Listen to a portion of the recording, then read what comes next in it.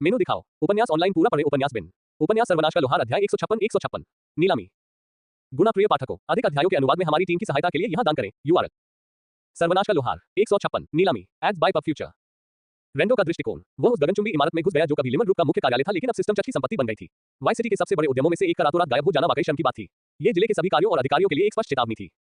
कभी भी बिना सोचे समझे अन्य दुनिया वालों के साथ खिलवाड़ न करें, और सबसे महत्वपूर्ण बात यह है कि सिस्टम चर्च को नाराज न करें। आज वह इसलिए आया था क्योंकि उसे चर्च के परिसर में एक सार्वजनिक नीलामी में व्यक्तिगत रूप से आमंत्रित किया गया था। इस मामले में सार्वजनिक का मतलब था कि जो भी व्यक्ति पर्याप्त धन और समय पर आने के साधन रखता है, उसका स्वागत है। नीलामी स्थल पर बहुत बड़ी भीड़ थी, जिसमें ज्यादातर जाने पहचाने चेहरे थे। कोई भी व्यक्ति जो किसी पद या नाम का हो और जिसके पास समय पर चर्च पहुंचने का साधन हो, वह आया था। वह कई लोगों को व्यक्तिगत रूप से जानता था और कुछ को सिर्फ कुछ समय के लिए। हर कोई शक्तिशाली उपकरण प्राप्त करने के अवसर के लिए आया था। उन्होंने अपना पैसा और संपत्ति बचाकर रखी थी, लेकिन चाहे वे कितना भी पैसा और संपत्ति इकट्ठा करने में सक्षम क्यों न हो, पिछले महीनों ने ये स्पष्ट कर दिया था कि ताकत ही इस दुनिया में एकमात्र ठोस मुद्रा है। उन्होंने जो कुछ भी बनाया था उसे संरक्षित करने के लिए उन्हें इस दुनिया के अनुकूल होने की आवश्यकता थी। यहाँ तक कि पुराने राक्षस जो लंबे समय से सेवानिवृत्त हो चुके थे, उन्होंने भी यहाँ अपना चेहरा दिखाने का फैसला किया था। वहाँ सिर्फ पुरानी दुनिया के कुलीन लोग ही नहीं थे, मेहमानों में से एक बड़ा हिस्सा उभरते हुए खिलाड़ी थे। सेंटिस्ट जैसी विशेष कक्षाओं वाले लोग भी थे। कोई भी उसकी सटीक कक्षा नहीं जानता था, लेकिन वह छापे के दौरान अकेले ही टैंकों की एक पंक्ति को जीवित रखने में सक्षम थी। और कुछ ऐसे भी थे जो भाग्यशाली थे, जैसे गोल्डन किंग, जिसके हाथ सुनहरे थे और वह कालकोठरी से असामान्य वस्तुएं पाने के लिए काफी भाग्यशाली था। ये भी अफवाह थी कि उसके पास कुछ दुर्लभ वस्तुएं थी। इससे कोई फर्क नहीं पड़ता कि वे पहले क्या थे, ये लोग इस नए युग में खूब आगे बढ़े। सफलता अब किसी की कक्षा, कौशल, प्रयास और प्रतिभा से तय होती थी। इसने वस्तुओं को इतना महत्वपूर्ण बना दिया। वे किसी की कमी को पूरा करने का एकमात्र तरीका थे। वे एक बिल्ली के बच्चे को बाग में बदल सकते थे या बाग को पंख लगा सकते थे। गोल्डन किंग के मामले की तरह वह अकेले अपने भाग्य के दम पर एक प्रमुख व्यक्ति बनने में कामयाब रहा। सभी अतिथि आ चुके हैं। मैं आज के कार्यक्रम में आप सभी का स्वागत करता हूँ। सिस्टम चर्च के पादरी सैमुअल मंच पर आ चुके थे। उनकी भव्यता देखकर हॉल में सन्नाटा छा गया। सेठ सैमुअल ने अपने छोटे से सौदे में अपना हिस्सा बखूबी निभाया। लोहार के लिए ये सिर्फ थोड़ी अतिरिक्त आय थी। चर्च और ओरा के उच्च समाज के लिए यह एक ऐसी घटना थी जो इतिहास की दिशा बदल सकती थी। ये पहली बार था कि इतनी अच्छी चीजें इस तरह से बेची गईं। ये वाई सिटी के कई सौ सबसे अमीर लोगों और कुशल साहसी लोगों से भरा हुआ घर था। यह नीलामी केवल भूख बढ़ाने के लिए थी। विज्ञापन का सबसे बड़ा कार्य। आज वे 7 तलवारें बेचेंगे, लेकिन ये केवल उनकी भूख बढ़ाने के लिए था। Ads by pub future. आज के बाद ये जानकारी और भी शक्तिशाली तरीके से फैलेगी। एक बार जब ये सभी लोग अपने दोस्तों और परिचितों से बात करना और शेखी बघारना शुरू कर देंगे, फिर अगली नीलामी के दौरान जिले के सभी अमीर लोग उन पर अपना पैसा फेंकने आएंगे। सेठ थोड़ा से अपने अच्छे परिधान में हॉल में दाखिल हुआ था, प्रभावी रूप से चर्च के एक दूसरे दुनिया के व्यक्ति के रूप में भेष बदलकर। वह एक नजर डालने और कुछ जानकारी इकट्ठा करने आया था। उसने उच्च समाज की गपशप सुनी। क्या ये वही साहसी व्यक्ति नहीं है जो दक्षिणी जिले में एक तहखाने को बंद करने में कामयाब रहा था? वे 20 के दशक के आखिर में एक महिला की ओर इशारा कर रहे थे। वह पीली, लगभग बीमासी दिख रही थी। उसका लबादा और अन्य दिखाई देने वाली वस्तुएं आम थीं, लेकिन उसकी नुकीली चुड़ैल टोपी वास्तव में एक असामान्य वस्तु थी जो जादू टोना और पौधों के साथ आत्मीयता को मजबूत करती थी। ये संभवतः एक कालकोठरी ड्रॉप था। वन चुड़ैल, चुप रहो, उसे ऐसे मत बुलाओ, उसे यह नाम पसंद नहीं है। माफ करें, अब वह सी रैंक पर है ना? उसे भूल जाओ। उधर देखो, वह पेलाडिन है। उसने एक महाकाव्य वर्ग प्राप्त किया और अपने परिवार के पैसे का उपयोग अपने स्वयं के संघ को पूरी तरह से सुसज्जित करने के लिए किया। उन्होंने एक ऐसे व्यक्ति की ओर इशारा किया जो नीलामी में चांदी की प्लेट वाले कवच के पूरे सूट में शामिल था। वे सभी अच्छे सामान्य आइटम थे, लेकिन उनमें कोई दिलचस्प प्रभाव नहीं था। उन्होंने धीरज जैसी चीजों को थोड़ा बढ़ा दिया। कवच कुछ खास नहीं था, लेकिन उसका हथियार और ढाल दोनों ही असामान्य थे। प्रभाव औसत दर्जे के थे, लेकिन वे इस माहौल में मोतियों की तरह चमकते थे। वाह, हमारे पास पैसा होने पर भी हम महाकाव्य वर्ग के साथ प्रतिस्पर्धा नहीं कर सकते। महाकाव्य वर्गों के बारे में बात मत करो, हम दुर्लभ वर्गों वाले लोगों की तुलना भी नहीं कर सकते। इस नीलामी का एक और अच्छा उपयोग, सेठ को क्षेत्र में मौजूदा ताकत वितरण और पावर हाउस की तस्वीर मिल सकती है। दूसरी दुनिया में उसके लिए यह आसान समय था क्योंकि उसके पास तकनीकी रूप से दोगुनी खूबियां थीं। ऊंट पर यह वैसा नहीं था। उसे स्पष्ट था कि यहाँ उसके पास ये लाभ नहीं था। जब उसने ऊंट पर जानवरों की शक्ति की कल्पना की तो उसे डर लगा, लेकिन साथ ही उत्साह की भी लहर थी। ऊंट के प्राणी उसे सीमा तक धकेल देंगे, लेकिन वह अपनी वस्तुओं को बनाने और सुधारने और मजबूत होने के लिए इंतजार नहीं कर सकता था। जब उसने अपने सबसे बड़े दुश्मन टाइटेनोबोआ किशोर के बारे में सोचा तो उसे अभी भी यकीन नहीं था कि वह उस राक्षस को निष्पक्ष द्वंद्व में हरा पाएगा या नहीं। यही वह लाभ था जो जानवरों के पास था, वे बिना गिरे के भी मजबूत थे। दूसरी ओर उसके पास अभी भी उसे एक राक्षस से प्राप्त सामग्री का ट्रक लोड था और यह सब असामान्य था। कल्पना कीजिए कि एक वास्तविक फील्ड बॉस से उसे कितनी दुर्लभ या महाकाव्य सामग्री मिल सकती है। यही कारण था कि वह इस दुनिया के प्रमुख लोगों को देख रहा था। अगर सेठ को इस दुनिया से जो कुछ भी मिल सकता था उसे हासिल करना था, तो उसे सहयोगियों, एक पार्टी की जरूरत थी। ज्यादातर लोग जो इस खतरनाक दुनिया में अपने लिए जगह बनाने में सक्षम थे, अब यहाँ थे। अगर यह संभावित साथियों की छाप पाने का सबसे अच्छा अवसर नहीं था, तो और क्या था? यह एक अच्छा समय भी था। अभी उसके पास अच्छी वस्तुओं पर एक तरह का एकाधिकार था, लेकिन वह अपने तकनीकी लाभ को हमेशा के लिए नहीं रख सकता था। वाई सिटी के खिलाड़ी धीरे धीरे अपने स्तर के बढ़ने के साथ साथ बढ़त हासिल कर रहे थे। वे जितने मजबूत होते गए, उतनी ही आसानी से वे डेंगॉन से बेहतर आइटम प्राप्त कर सकते थे। यह एक लंबी प्रक्रिया थी, लेकिन इसे रोका नहीं जा सका। तो तुम्हारी दुनिया का उच्च समाज ऐसा ही दिखता है ना? यहाँ बहुत से होनहार लोग नहीं है। क्या तुम्हें यकीन है कि तुम पार्टी कर पाओगे? उसकी बैल पर बैठे लिच ने असमंजस में पूछा। उनके स्तर क्या हैं? सेठ ने फुसफुसाया। यही कारण था कि उसने यह रोचे टोकन पहना था और एक दूसरे की दुनिया का मुखौटा पहना था। वो लोगों की वस्तुओं का स्वतंत्र रूप से मूल्यांकन कर सकता था, लेकिन लेस देन अवलोकन ग्रेटर देन लक्ष्य को तुरंत सचेत कर देता था।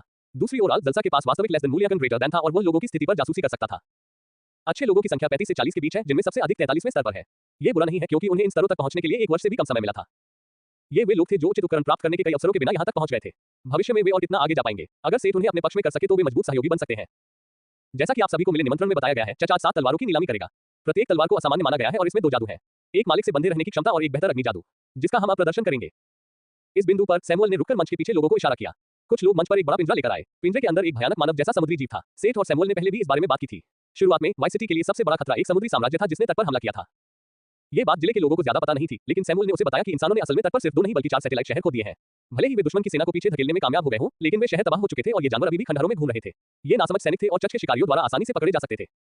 हॉल में मौजूद हर कोई इन चीजों को जानता था या अतीत में इनसे लड़ता भी था और ये आसानी से मिल जाती थी, इसलिए ये प्रदर्शन के लिए सबसे बढ़िया परीक्षण डमी थी। इस प्रदर्शन के लिए चच ने एक जाने माने तलवारबाज को मंच पर बुलाया था। अवस्था, इंगो मोटे पहले से ही थोड़ा बड़ा था, उसका वर्ग असामान्य था और वह सर्वनाश से बहुत पहले ही तलवार चलाना जानता था। हर कोई उसकी शक्ति को जानता था, फिर भी वह वाई सिटी के सबसे मजबूत या सबसे प्रमुख व्यक्तियों में से एक नहीं था। इस आदमी ने प्रदर्शन पर रखी तलवारों में से एक को लिया और आश्चर्यचकित नजर से उसकी जांच की।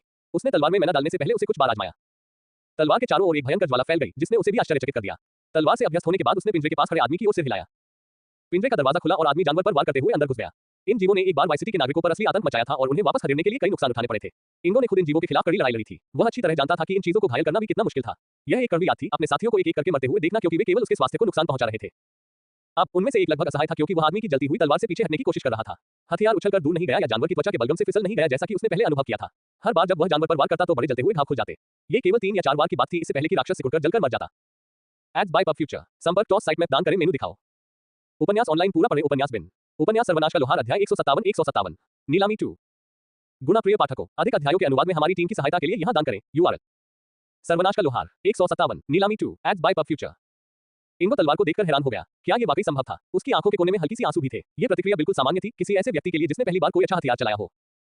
इंगो एक तलवारबाज था, जो तलवारबाज से एक असामान्य उन्नति थी। उसकी आक्रमण शक्ति उसके गुणों डेक्स एजी और हथियार के प्रदर्शन पर आधारित थी। अधिकांश लड़ाकू वर्गों की तरह उसके कौशल की शक्ति उसकी मूल आक्रमण शक्ति पर आधारित और मापी गई थी। इस तलवार और उसकी मूल तलवार, जिसकी क्षति 75 थी, के बीच प्रभाव में अंतर बस खगोलीय था। उसे ऐसा लगा जैसे वह कांटे से सूखा रहा था और अब आखिरकार किसी ने उसे चम्मच दे दिया। मुझे लगता है कि हथियारों के प्रदर्शन को प्रदर्शित करने के लिए यह पर्याप्त होना चाहिए। धन्यवाद श्री मोटे। बहुत अनिच्छा से इंगो ने तलवार को वापस म्यान में रख लिया और उसे प्रदर्शन के लिए रख दिया। मंच से जाते हुए उसने तलवार को एक आखिरी बार ऐसे देखा जैसे कोई प्रेमिका अपने पति को विदा कर रही हो। जैसा कि आप देख सकते हैं, हमारे पास 7 तलवारें हैं। आपूर्ति सीमित है, लेकिन चिंतित होने की कोई आवश्यकता नहीं है। अब से हम नियमित रूप से यह नीलामी आयोजित करेंगे। भले ही आपको आज कोई वस्तु न मिले, आप हमेशा वापस आ सकते हैं। चलिए शुरू करते हैं। नीलामी का क्रम आपूर्ति और मांग का एक अच्छा उदाहरण था। होरा में सेठ इस तरह के हथियार को 5 या 6 सोने के सिक्कों में बेचता था। अगर एक सोने का सिक्का 100 के बराबर होता तो उसे एक तलवार के लिए केवल 500 के मिलते। लेकिन इन हथियारों की मांग बहुत ज्यादा थी और बोली लगाने वालों ने आसानी से कीमत को लाखों में पहुंचा दिया और हर तलवार की बिक्री के साथ कीमत बढ़ती गई।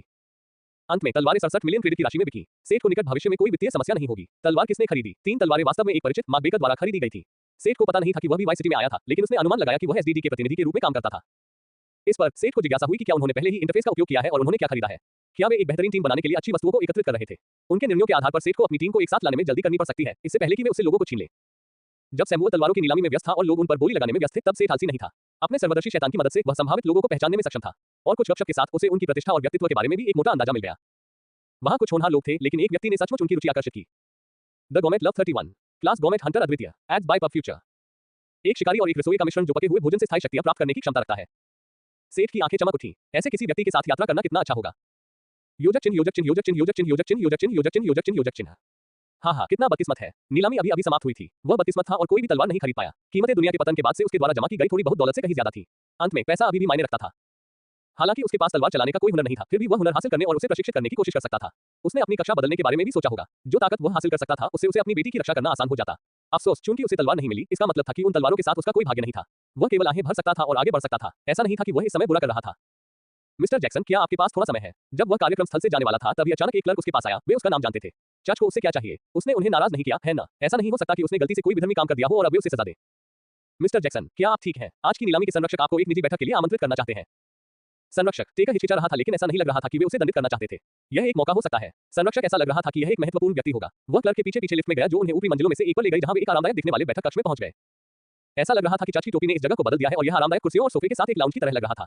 कमरे में पहले से ही कई लोग इंतजार कर रहे थे। लंबे सीधे बालों वाली एक युवा महिला थी। अगर उसके आयताकार चश्मे न होते तो उसका चेहरा उसके बालों के उस पर्दे के पीछे छिप जाता। उसने गहरे बैंगनी रंग का लबादा पहना हुआ था और एक शांत और शांत आभा थी। सोफे पर आराम से बैठे हुए, अपने हाथ और पैर दूर फैलाए हुए, एक युवक रंग बिरंगे कैजुअल कपड़े पहने हुए बैठा था। उसके चमकीले सुनहरे बालों को स्पाइक्स में स्टाइल किया गया था, जिससे उसका सिर ब्रश जैसा दिख रहा था। उसने फंकी सनग्लासेस पहने हुए थे और उसके चेहरे पर एक बड़ी आत्मविश्वास भरी मुस्कान थी। कृपया बैठ जाइए, आपके मेजबान शीघ्र ही आपके पास आएंगे, क्लर्क ने कमरे से बाहर जाने से पहले कहा। Ads by pub future. क्या वह आने वाला आखिरी व्यक्ति था? टेकर लड़की को नहीं जानता था, लेकिन सोफे पर बैठा आदमी पेटू शिकारी था। वह जानता था कि शिकारी के पास उसकी तरह एक अद्वितीय वर्ग था। ये संरक्षक उनसे क्या चाह सकता था? इस तथ्य को देखते हुए कि वह ये भी नहीं जानता था कि लड़की कौन थी, उनमें से कोई भी बहुत मजबूत या प्रमुख व्यक्ति नहीं था। पेटू शिकारी को जानने का एकमात्र कारण उसका विलक्षण व्यवहार था। योजक चिन्ह योजक चिन्ह योजक चिन्ह योजक चिन्ह योजक चिन्ह योजक चिन्ह योजक चिन्ह योजक चिन्ह योजक चिन्ह योजक चिन्ह योजक चिन्ह योजक चिन्ह योजक चिन्ह योजक चिन्ह योजक चिन्ह योजक चिन्ह योजक चिन्ह योजक चिन्ह योजक चिन्ह। बाकी दो ने भी नए आने वाले को देखा। एक विशालकाय काला आदमी, जिसके बाल छोटे थे और मूंछें पेंसिल जैसी थी। उसने एक टाइट सूट पहना हुआ था, जिससे उसकी उभरी हुई मांसपेशियां बाकी दुनिया को हीन महसूस कराने से रोक नहीं पा रही थी। कोई भी बात नहीं कर रहा था, क्योंकि वे कुछ होने का इंतजार कर रहे थे। बहुत समय नहीं बीता था कि एक अलग दरवाजा खुला और एक आदमी लाउंज में दाखिल हुआ। वह लंबा था, टेकर जितना लंबा नहीं, और उसका शरीर मांसल था। उसका संतुलन ज्यादा था और वह टेकर जितना भारी नहीं था। उसने एलियन जैसे दिखने वाले कपड़े पहने थे, जो वर्तमान उससे अलग थे। क्या वह दूसरी दुनिया से आया था? जब उसने बोलना शुरू किया तो उसके सुंदर चेहरे पर एक दयालु मुस्कान थी। मुझे खुशी है कि आप सभी ने मेरे निमंत्रण को स्वीकार करने का फैसला किया। मिस अर्कनी, मिस्टर लाइटिंग, मिस्टर जैक्सन।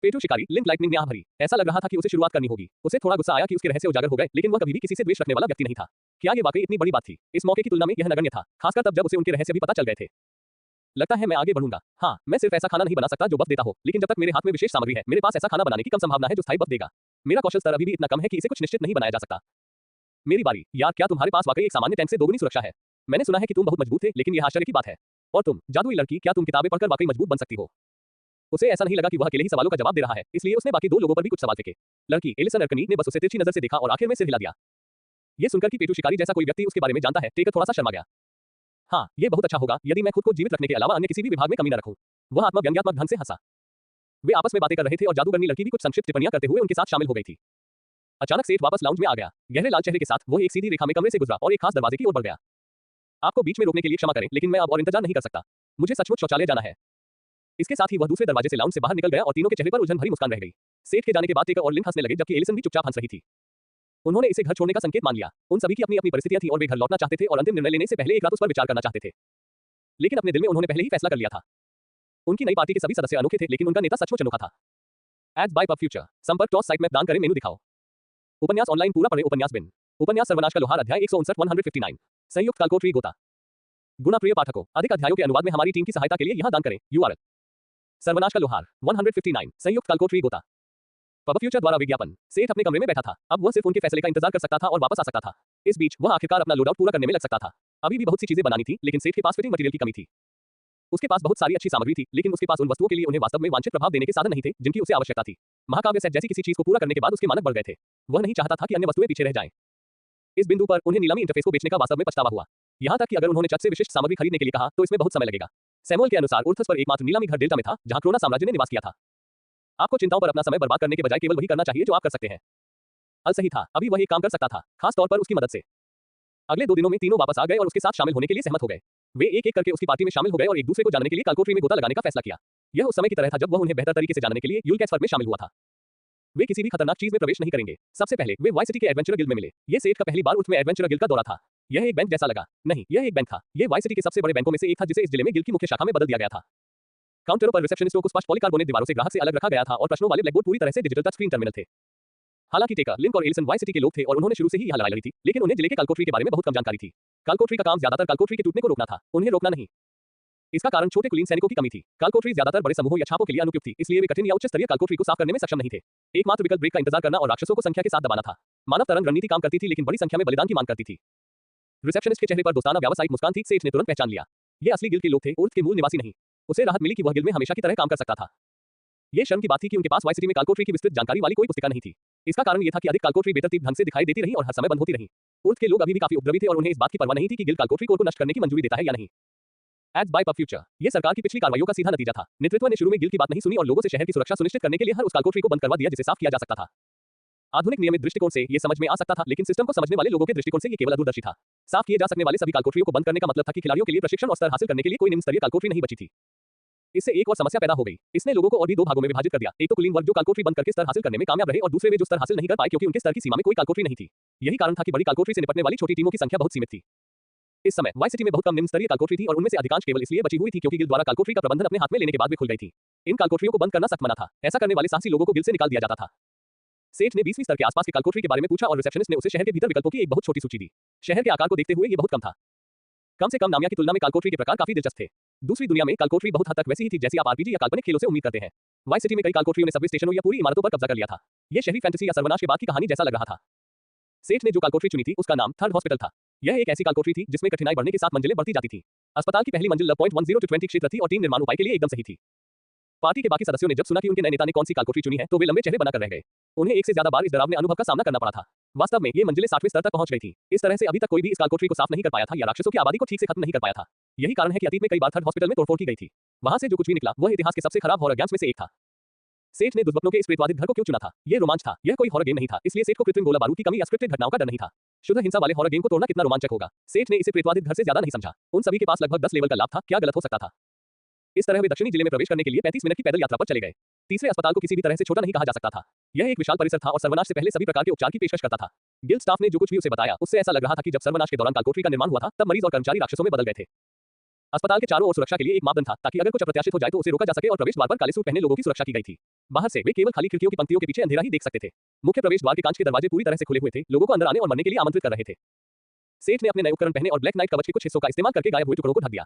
अन्य लोगों ने अपने मूल सामान पहने क्योंकि सेठ उनके लिए क्या सामान बनाना है, ये तय करने से पहले उनका वास्तविक प्रदर्शन देखना चाहता था। टेकर ने स्टील प्लेट कवच का एक भारी सेट पहना था। ऐसा लग रहा था जैसे किसी ने टैंक की कवच प्लेटों को आपस में वेल्ड कर दिया हो और टेकर को किसी एनीमे के किसी सामान्य भारी रोबोट जैसा बना दिया हो। पब फ्यूचर द्वारा विज्ञापन। लिंक पेटू शिकारी बेहतर स्थिति में था और उसने चमड़े की एक तन पोशाक पहनी हुई थी। मुख्य टुकड़ा 5 अंकों से चपलता बढ़ाने के प्रभाव के साथ एक काल्कोट्री ड्रॉप लग रहा था। बाकी शायद एक दर्जी द्वारा बनाया गया था, लेकिन उसका प्रदर्शन अच्छा था। इस नई दुनिया में दर्जी लोहारों से बेहतर लग रहे थे। एक बार जब उन्होंने कौशल और तकनीक को मिलाना शुरू कर दिया तो कपड़ा उद्योग कितनी दूर तक जा सकता था। अगर सेठ वापस नहीं आता तो इस दुनिया का क्या होता? क्या वे ऐसे सुपरहीरो सूट विकसित करेंगे जो पहनने वाले को ताकतवर बना दे? सेठ को मध्ययुगीन शैली बहुत पसंद थी, इसलिए ऐसी दुनिया जहां लोग उपकरण के रूप में स्किन टाइट सुपरहीरो सूट पहनते हैं, उन्हें एक भयावह दुष्मन जैसा लगता था। हालांकि अगर इसे कवच के नीचे उचित अंडरवियर के रूप में पहना जाए तो वह इसे स्वीकार कर सकता है। जादूगरनी एलिसन ने वही पोशाक पहनी थी जो पहली मुलाकात में पहनी थी। क्या यह उसके कपड़ों का एकमात्र सेट था या वह काम के कपड़ों में नीलामी में गई थी? उसके पास एक सामान्य कर्मचारी भी था जो उसे प्रति मंथ 5% मान बचाने में मदद करता था, लेकिन यह वास्तव में राक्षसों को अच्छी तरह से मारने के लिए अधिक उपयुक्त लग रहा था। सेठ ने मैरी और जेन को चर्च में छोड़ दिया था क्योंकि यह काल्कोट्री उन दोनों को साथ ले जाने के लिए बहुत खतरनाक थी। वे चुपचाप प्रवेश द्वार पर पहुंचे। बाहर से कुछ भी दिखाई नहीं दे रहा था। जब वे अंदर गए और उनके पीछे दरवाजे बंद हो गए, तभी उन्हें अस्पताल का अच्छा नजारा देखने को मिला। उन्हें एक ऐसे शहर की याद आ गई जहां कुछ ही दिनों में सब कुछ उगाया और नष्ट हो गया, लेकिन ऐसा लग रहा था जैसे इसमें दशकों लग गए हो। फिर भी यह अस्पताल सिर्फ 8 या 9 महीने पहले तक पूरी तरह से काम कर रहा था, लेकिन अब यह सुनसान और जीर्ण-शीर्ण लग रहा था। गंदी और टूटी खिड़कियों से मंद रोशनी अंदर आ रही थी। टाइल वाले फर्श पर गंदगी जमी हुई थी और दीवारों से पेंट और प्लास्टर के टुकड़े उखड़ गए थे, जिससे सब कुछ दागदार और नम लग रहा था। हवा में अस्पताल और फफूंद की गंध के साथ बासी गंध आ रही थी। लिंक, क्या तुम आगे की ओर देख सकते हो? बाकी लोग एक लाइन में चले गए। टेका आगे, फिर मैं, एलिसन और पफल्स पीछे की ओर।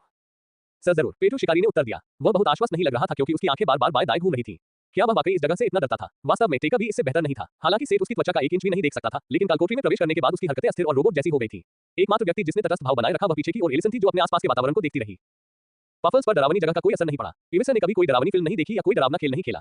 अस्पताल की अवधारणा उसके लिए बिल्कुल अलग थी। सेठ ने कैटरपिलर को अंत में रखा था क्योंकि पिछले विकास के बाद उसकी शारीरिक शक्ति में काफी सुधार हुआ था। वह न केवल एक मरहम लगाने वाले की भूमिका निभा सकता था, बल्कि एक ऑफ-टैंक के रूप में भी काम कर सकता था। पफल्स की शारीरिक शक्ति सेठ की तुलना में कम स्तर होने के बावजूद पूरी तरह से बफ होने पर प्रतिद्वंद्वी थी। इससे ये पता चलता है कि दिव्य जाति कोई मजाक नहीं है। इसका ये भी मतलब था कि उसे बाद में पफल्स से बड़े होने की चिंता करने की जरूरत नहीं थी। अगर इविसर कभी सेनो बोल्ट के आकार और शक्ति तक बढ़ गया, जो पहले वाला विशालकाय इविसर था, तो वे आसानी से सिर्फ उन दोनों के साथ ज्यादातर फील्ड बॉस पर हमला कर सकते थे। लिंक वापस आया, उसके माथे पर पसीना था। सेठ को दिवा स्वप्न देखना बंद करना पड़ा। वे अभी एक बहुत ही डरावने तहखाने में थे। उसे वास्तव में ध्यान केंद्रित करना चाहिए था। सामने 5 मरीजों का एक समूह है, लगभग 17वें स्तर का। शायद हमें दूसरा रास्ता अपनाना चाहिए और कुछ कमजोर मरीजों या छोटे समूह की तलाश करनी चाहिए। उसने घबराते हुए पूछा, तुम लोग इतने डरे हुए क्यों हो? हम सभी 30 स्तर के आसपास हैं। इन जीवों से तुम्हें कोई परेशानी नहीं होनी चाहिए, भले ही तुम्हारे पास उपकरण न हो। तुमने अभी तक इन चीजों से लड़ाई नहीं की है। मुझे नहीं पता कि उस दूसरी दुनिया में लड़ाइयां कैसी होती हैं, लेकिन यहाँ लड़ाइयां पूरी तरह से असंतुलित हैं। स्तर और ताकत पूरी तरह से दूसरे से स्वतंत्र है। ये टेकर था, लंबा काला रोबोट जैसा दिखने वाला आदमी जिसने गंभीर गूंजती आवाज में जवाब दिया। इसने सेठ को याद दिलाया कि स्तर हमेशा ताकत का सटीक प्रतिनिधित्व नहीं होते। वह इसका सबसे अच्छा उदाहरण था। होरा में उसके पास भी रैंक के साहसी व्यक्ति के बराबर ताकत थी, भले ही वह केवल आधे स्तर का था। सेठ ने सिर हिलाकर यह दर्शाया कि वह समझ गया है और गंभीर हो गया। शायद यह उतना आसान नहीं होगा जितना उसने सोचा था। पब फ्यूचर द्वारा विज्ञापन। संपर्क टॉस साइट में दान करें, मेनू दिखाओ। उपन्यास ऑनलाइन पूरा पढ़े। उपन्यास बिन। उपन्यास सर्वनाश का लोहार, अध्याय 160। तीसरा अस्पताल। गुना प्रिय पाठकों, अधिक अध्यायों के अनुवाद में हमारी टीम की सहायता के लिए यहाँ दान करें। URL। सर्वनाश का लोहार 160। तीसरा अस्पताल। पब फ्यूचर द्वारा विज्ञापन। लिंक, क्या तुमने कहा कि आगे मरीजों का एक समूह है? वे कहाँ हैं? सेठ ने पूछा जब उसने खाली मंद रोशनी वाले गलियारे की ओर देखा। वहाँ केवल एक चीज थी, अस्पताल के कुछ बिस्तर जो गहरे कीचड़ से सने हुए थे, शायद पुराना खून। वे अभी कुछ क्षण पहले ही यहाँ थे। भोजन शिकारी ने भ्रमित होकर उत्तर दिया। सेठ और एलिसन दोनों ने छत की ओर देखा। छत अभी सामान्य दिख रही थी। खेल में यह एक बार होने वाली घटना थी कि भीड़ अचानक छत तोड़कर आपको घेर लेती थी। टेका, मुझे लगता है कि तुम्हें आगे बढ़ना चाहिए। हम कुछ दूरी से तुम्हारा पीछा करेंगे। अगर हम कोई जाल या घात लगा दे तो। जैसे कि संकेत पर पफल्स ने लौह पुरुष पर एक ढाल डाल दी। ठीक है। आखिरकार वह टैंक था। धीरे-धीरे और छोटे-छोटे कदम उठाते हुए स्टील का विशालकाय टैंक गलियारे में आगे बढ़ रहा था। उसका बाल्टी के आकार का हेलमेट बाएं और दाएं घूम रहा था, जबकि वह अपनी ढाल और तलवार को प्रतिक्रिया के लिए तैयार रखे हुए था।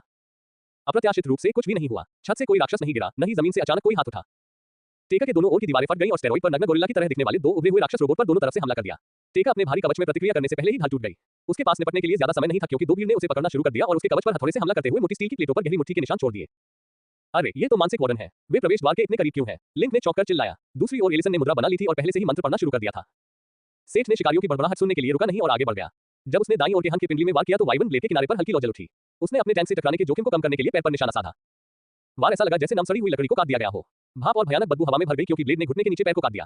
सेठ लगभग लड़खड़ा गया, लेकिन किसी तरह संभल गया और एक कदम पीछे हट गया। ये जीव उसकी अपेक्षा से कहीं ज्यादा मजबूत थे और ब्लेड की रफ्तार इतनी धीमी हो गई थी मानो तार में से गुजर रही हो। अगर उसने धड़ पर निशाना लगाया होता तो उसका हथियार फंस सकता था। राक्षस ने सचमुच अपना पैर खो दिया और टेका उसे दूर धकेलने में सक्षम था, जिससे वह सेठ की दिशा में गिर गया। उसके पास केवल एक प्रतिद्वंद्वी बचा। टैंक अब अपने और वार्डन के बीच अपनी ढाल पाने की पूरी कोशिश कर रहा था ताकि वह उस संवेदनशील दुश्मन के खिलाफ ऊपरी हाथ हासिल कर सके। इस समय एलिसन ने आखिरकार अपना मंत्रोच्चार समाप्त कर लिया और फर्श और दीवार के लिए पत्थर की बेड़ियों की एक पंक्ति बन गई। उन्होंने वार्डन को पकड़ लिया जो अभी भी टेका पर चिल्ला रहा था और उसके टखने, धड़ और एक कलाई को पकड़ने में कामयाब रहे। एलिसन ने ढाल को भी फिर से बनाया जिससे टेका को आखिरकार दुश्मन से खुद को मुक्त करने और अपनी मुद्रा को ठीक करने का समय मिल गया। पेटू शिकारी ने पकड़ी गई भीड़ पर अपने धनुष से निशाना साधा, जबकि सेठ ने जमीन पर पड़े वार्डन का सिर धड़ से अलग कर दिया। पब फ्यूचर द्वारा विज्ञापन लेस देन डिंग। आपने मानसिक वार्डन स्तर 19 को मार दिया है, आपने अनुभव अर्जित किया है। Greater than. कुछ ही देर बाद शिकारी ने अपना 5वां तीर विवश वार्डन के सिर में घुसा दिया और उन सभी को राहत की सांस के साथ मार डालने की सूचना मिल गई। सेठ ने अपने अनुभव बार की जांच की और कोई अंतर नहीं देखा। अगर संदेश में यह नहीं लिखा होता कि उसे अनुभव प्राप्त हुआ है, तो उसे संदेह होता कि उसे कोई अनुभव प्राप्त हुआ है। भले ही भीड़ मजबूत थी, लेकिन इससे यह नहीं बदला कि उन्हें स्तर के अंतर के कारण लगभग कोई अनुभव नहीं मिला। ये मानसिक वार्डन आसानी से ओरा के कालकोठरी में देखे गए कई .40 या .50 मॉब से तुलनीय थे। कोई आश्चर्य नहीं कि लोगों को कालकोठरी से निपटने में मुश्किल होती थी। ये सिर्फ पहली मंजिल थी और वहां पहले से ही इस तरह के जीव थे। वे फिर से इकट्ठा हुए और टेकर की जांच की। नुकसान जितना था उससे कहीं ज्यादा बुरा लग रहा था। हालांकि ब्रेस्टप्लेट और कंधों पर निशान और विकृतियां थीं, लेकिन सामग्री की मोटाई की वजह से यह अभी भी इस्तेमाल करने योग्य था। अपनी सहनशक्ति के विशाल पूल के बावजूद टेकर ने हमलों की कुंज शक्ति से कुछ स्वास्थ्य खो दिया। ये बहुत ज्यादा नहीं था और पफल्स एक कमजोर उपचार मंत्र के साथ इसे ठीक करने में सक्षम था। सेठ लिन की ओर मुड़ा। आपने कहा कि वे आमतौर पर प्रवेश द्वार के इतने करीब नहीं होते हैं। ये मानसिक वार्डन क्या है? मैंने इस जगह के बारे में जो सुना है उसके अनुसार वार्डन मूल रूप से मानसिक वार्ड में घूमने वाले एक प्रकार के छोटे बॉस हैं। तो फिर वे यहाँ क्यों थे? मुझे कुछ पता नहीं है। मानसिक वार्ड दरअसल एक अलग परिसर है जो एक ही गलियारे के जरिए अस्पताल से जुड़ा हुआ है। इसलिए ऐसा कोई तरीका नहीं है कि हम गलती से वहां चले गए हो। इस बिंदु पर एलिसन ने अपना चश्मा ऊपर उठाया और उन्हें टोक दिया। वास्तव में यहाँ बहुत अधिक लोग नहीं आते हैं। अधिकांश जानकारी वास्तव में गिल्ड द्वारा प्रबंधन संभालने से पहले समाशोधन प्रयासों से बचे हुए कुछ लोगों से है। हमारे पास तकनीकी रूप से जानकारी का अभाव है जिससे हम ये निर्णय ले सके कि सामान्य स्थिति क्या है और क्या नहीं।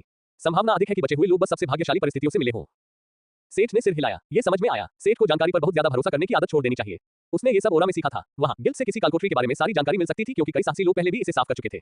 उर्थ की कालकोठरी इतनी नई थी कि उसकी पूरी तरह से जांच नहीं की जा सकती थी। अभी जैसी अप्रत्याशित स्थिति के लिए तैयार रहना सबसे अच्छा था।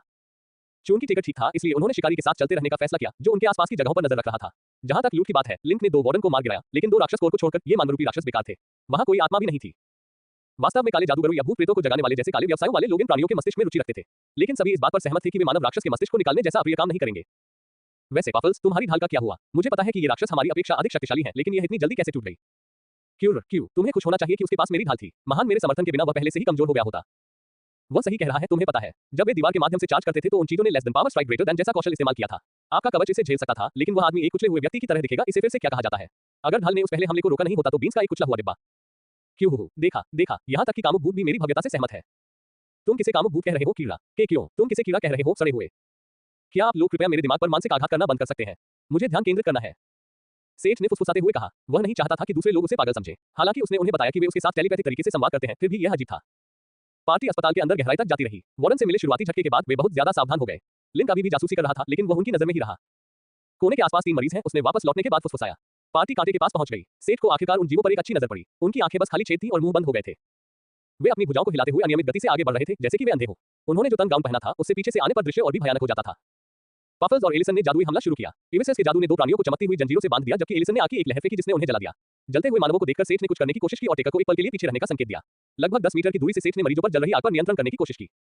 सेठ ने स्पिरिट फ्लेम का सहारा लिया क्योंकि यह बहुत शक्तिशाली था, लेकिन जब उसने इस सामान्य आग को नियंत्रित करने की कोशिश की तो उसे एहसास हुआ कि यह बहुत आसान था।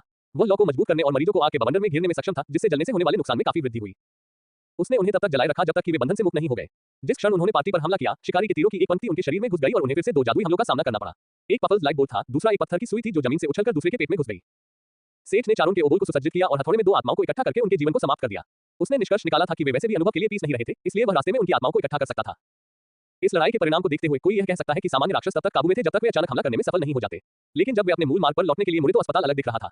गलियारा धुंधला और अंधेरा हो गया था। दीवारों और छत पर बेलें उग रही थीं। दीवारों से तरह तरह का काला कीचड़ और मवाद बहने लगा था। उन गलियारों को देखकर लगा कि दोनों भीड़ें जिस रास्ते से गुजरी थी, वहां भी ऐसा ही हुआ था। पब फ्यूचर द्वारा विज्ञापन। संपर्क टॉस साइट मैप दान करें।